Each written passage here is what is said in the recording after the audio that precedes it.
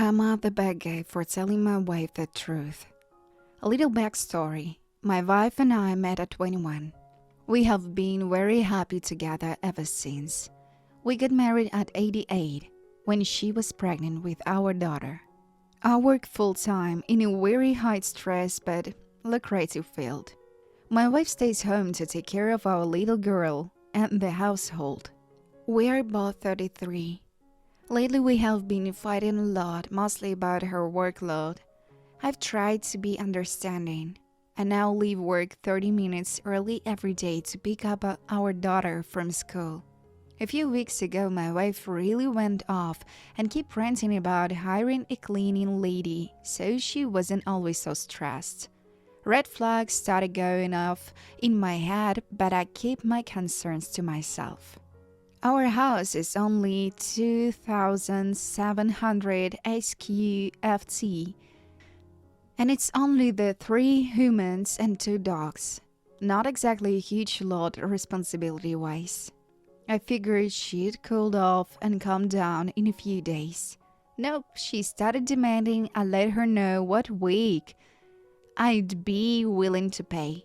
She wants to put out ads. I told her I'll take care of it. Instead, I grabbed my assistant at work and sat him at my laptop for the week with the password to my home security. She's averaging around 2 hours of activity a day. Like 7 a.m. Wake up and get our daughter ready for the bus. 8:15. Back to bed. Dogs left unwalked and unfed. From 11:10 till 2 p.m. Wake up again. Let the dogs out back for nowhere near long enough. Throw food in the bowls for them. Order breakfast and coffee. Text message me about the ridiculous amount of dishes breakfast for her and my daughter created. A single bowl and a single spoon in reality. Lounge around and watch TV and scroll on her phone. Like till 3:30, very minimalistic cleaning, mostly things that are glaringly obvious.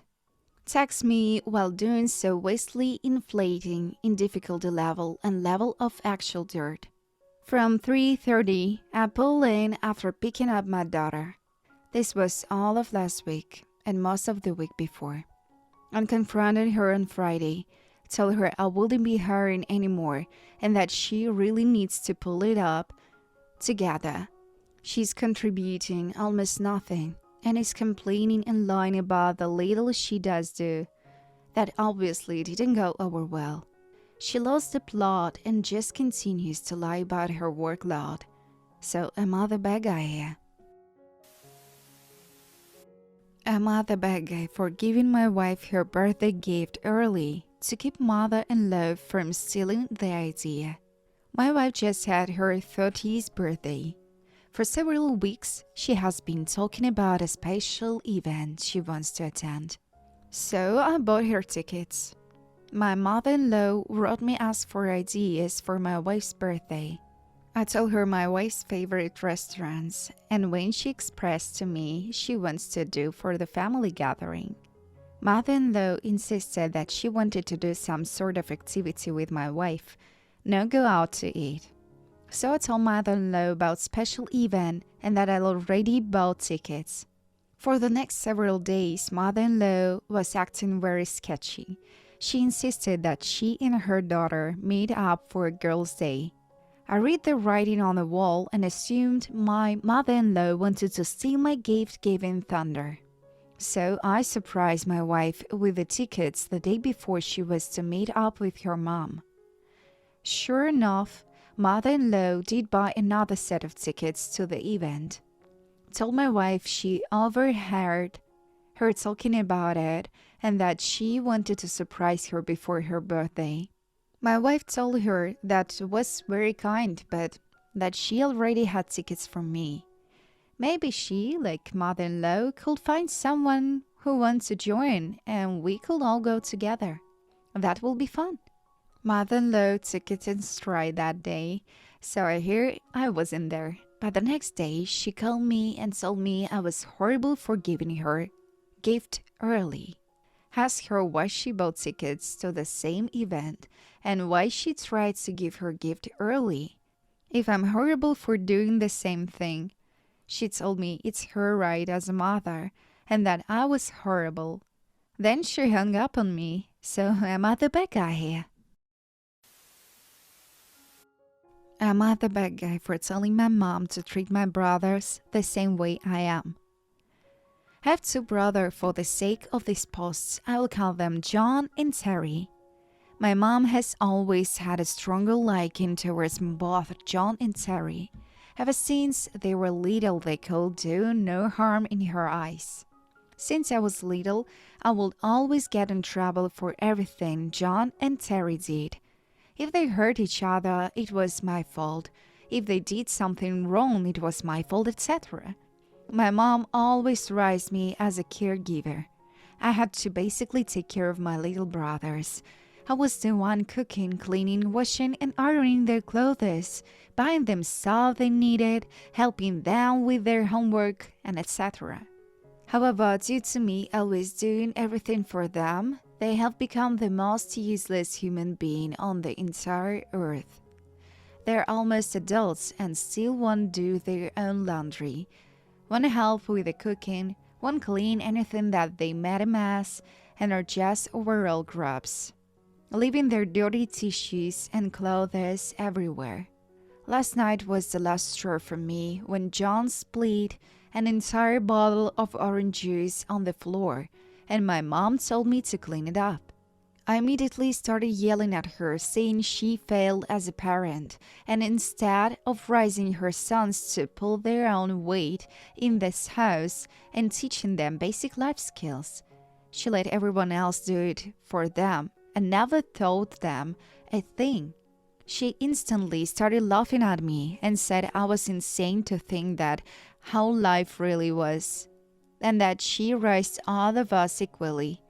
I then told her that I can't wait till she grows old and will end up relying on both of them because I won't be around to help her out with anything, and she can see how will she raise them.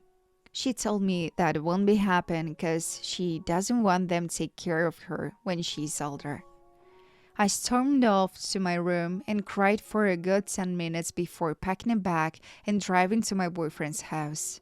When I told him what happened, he said he understood why I feel the way. I had no doubt that I was quite harsh toward my mom and I should apologize for lashing out at her like that.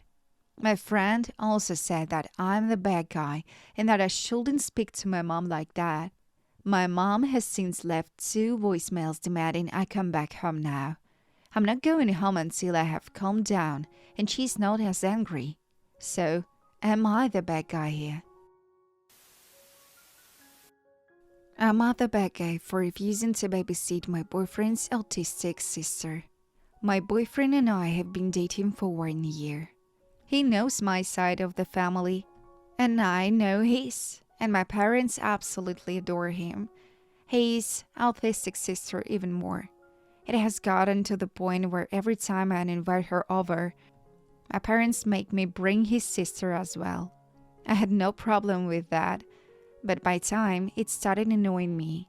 She would always butt in our conversations, ask the weirdest questions, always needed my boyfriend's help for the littlest thing, and we had to keep a close eye on her all the time. Let's call my boyfriend Marcus. Marcus and I had no alone time at all because of his sister, and I can't tell him to make her stay at home because my parents will feel bad, and so will Marcus. Marcus' dad applied for a job 3 hours away from home by airplane, so he had to go there for the interview. Marcus' mom was going with him.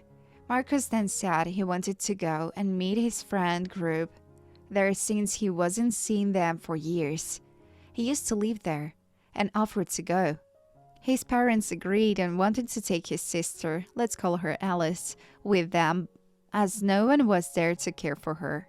When they were looking for airplane seats, there were only 3 available. As Alice was the youngest, they decided to leave her here and asked me to care for her while they were gone for the whole week. When I heard that they wanted me to babysit Alice, I quickly said no. Marcus and his parents were shocked. They immediately asked why, and I simply said that she was a handful and just annoyed me in general, and that I didn't want to spend my week keeping an eye out, helping a kid with special needs. His parents were very upset by the way I said it, and Marcus called me bitchy. And most importantly, my parents were furious for what I said about Alice. So am I the bad guy? And should I apologize? Am I the bad guy for gossiping about an autistic person and demanding their social life? I took an elective class in a high school with autism. I have now graduated and completed my first year of college. But I'm home for the summer and have been spending time with my high school friends. Autumn is autistic and has trouble understanding social norms. They will sometimes headcanon people as a specific gender identity or sexual orientation and in a relationship with another person that they know. It makes a lot of people really uncomfortable. But Autumn doesn't understand why, despite this being unexplained to them gently multiplied times. Autumn and I were never close, but they had canoned me as pansexual and in a relationship with them, and I couldn't quite explain to them why I didn't like that. I met up for lunch with a high school friend yesterday, and she asked me if I was really dating Autumn. She's not friends with Autumn or in their social circle in any way, so I was super confused as to why she thought that, especially since I have a boyfriend and will never date a high school sophomore as a college student. Apparently, Autumn has been telling people that we are in a relationship. I was absolutely mortified and said no, I wasn't, and then told her about all the headcanonic. She was equally mortified and told our friends, and I guess we got out to pretty much the rest of the school. Autumn's mother reached out to me via social media, DMs me today to tell me that she understands the dating thing was uncomfortable, but my rumors about their child have been spreading around the school, and then they are devastated because nobody wants to talk to them anymore, because they think they're creepy. I told her that I'm sorry it's impacting their social life, but that it's not a rumor since they really did everything I told my friend about. She said that Autumn didn't understand that it was wrong and I'm already gone from school, so I should have just said that we weren't dating and left it all, since the headcanon part wasn't affecting me anymore anyway. So I really just needlessly ruined their social life for something they can help. I honestly don't think I was in the wrong, but I want to get some other opinions, so I'm not the bad guy here. And just as a clarification, Autumn has admitted that they know we aren't actually dating when I try to explain why this is uncomfortable. They just don't understand why it will be harmful to make something like that up. Also, headcanon is the term Autumn uses to describe it. I didn't know what it meant about 2 hours ago until people were explaining in the comments. Sorry? Like if I use it incorrectly. But I'm just describing it how they did. So, write in the comments below what you think. I'm at the bad guy for getting a dog even though it means my family cannot stay at my house. My younger brother is very allergic to dogs. I love them. I've wanted one all my life, but we couldn't have one because it will be bad for him. I never held this against him. I understood that it was a medical thing and that it would be stupid to risk his health just for me to get a dog. However, I have recently pursued my own home in a different state than my family, and I got myself a dog. His name is Bradford, and he is a husky, my dream dog. I posted pictures of Bradley on my socials, and my parents saw them. They said it was irresponsible of me to get a dog because of my brother. I was like, what the hell? I literally live hundreds of miles away from them. Our next door neighbor had dogs when I was growing up. It's not like he will affect my brother at all. They said that they were planning on asking if my brother could stay with me while he attended college. News to me. I said it probably would have been a good idea to let me know that they were planning on that since they do not own my home. They said that they had helped me out through school, hoping I will help them when it was my brother's turn. Once again, this was news to me. They said I needed to get rid of Bradley. I told them to invoice me for their help and not bother me again. They keep trying to contact me, but I'm not interested in hearing it. I waited 26 years to get a dog, and he's not going anywhere. They think I'm being a bad guy for prioritizing my dog over my brother, and for how offhandedly I told them to bill me. So I'm not the bad guy here. I'm not the bad guy for moving back furniture that was rearranged without my permission. My wife and 2 kids and I live far away from both of our families, like 6-8 hours flight far. The grandparents visit several times a year, usually a few weeks at a time. We get along well with all of them. So, there is tension between my wife and her mom and stepdad more than the others. She does, however, like their decorating taste, so she often rearranges stuff at our house when they are around. It's led a fight before when the sofa used them to do stuff I explicitly said I didn't want, but we're over that now. Our general agreement is that I manage my family and she manages hers, so we don't put each other in awkward situation of fighting with the other's parents. Last time they were here, my wife and I took a multi-day trip, since the only time we can do anything without the kids is when grandparents are visiting. After we came back, my in-laws had rearranged a few things in the house, of which one really made me angry. Our kitchen, dining, living room is an open space in the shape of rectangle except with the corner cut off, so it really has 5 sides. I had our living room rug placed so it was aligned with the 4 major walls, because that way all the kids' play areas were soft, because the kids mess with it and because they keep getting under it and tripping people. I used lots of double-sided tape to get the rug where I wanted. I mean, it was clamped down hard. However, the couch is along the angle wall, and apparently they didn't like that rug was at the angle to it, so they removed it, including all the tape, and angle it so it is aligned with the couch and nothing else. There were gaps where the kids play, so it's colder and harder, and one corner reached into the dining room, so the chairs constantly snag on it and people spill food or drink in that area. They said, as they always do, "Oh, if you don't like it, you can move it back. Thanks for giving me a few hours of work," but I didn't say anything then. My wife didn't comment, but that could mean she didn't want to fight with them or with me.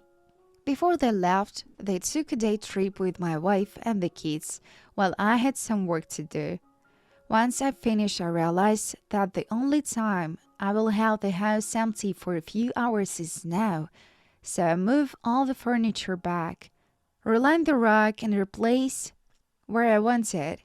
When they came back, they were upset that I changed it back, and my wife was mad at me for doing it while they were still in town. She agreed that there will never be a time to do it when they're not, but said it could wait until the next grandparents visit us, which hasn't been scheduled yet, so it's probably months away.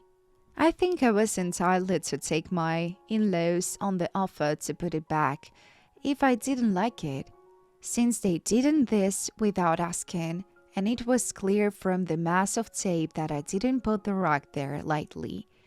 But I'm at the back gate for no one seen until they were gone. What do you think?